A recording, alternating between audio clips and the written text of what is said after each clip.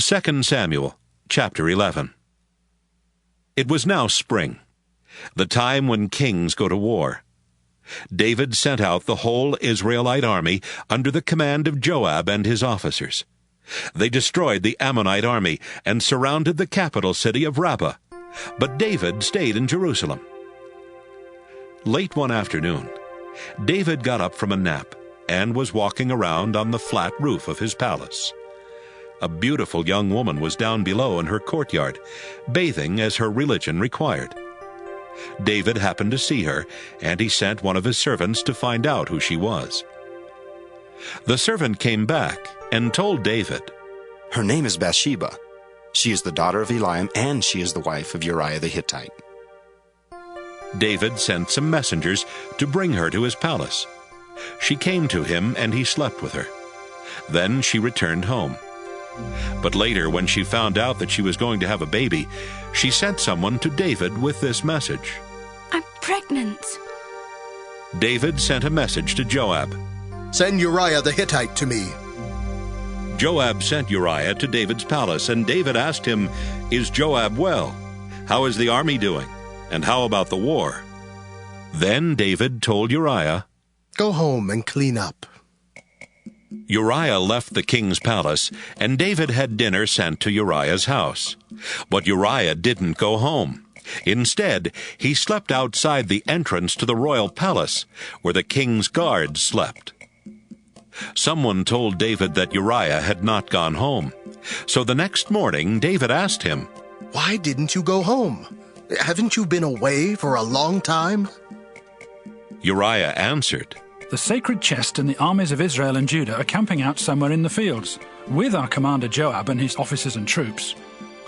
Do you really think I would go home to eat and drink and sleep with my wife?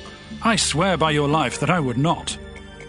Then David said, "Stay here in Jerusalem today, and I will send you back tomorrow." Uriah stayed in Jerusalem that day. Then the next day, David invited him for dinner. Uriah ate with David and drank so much that he got drunk, but he still did not go home. He went out and slept on his mat near the palace guards. Early the next morning, David wrote a letter and told Uriah to deliver it to Joab. The letter said, "Put Uriah on the front line where the fighting is the worst.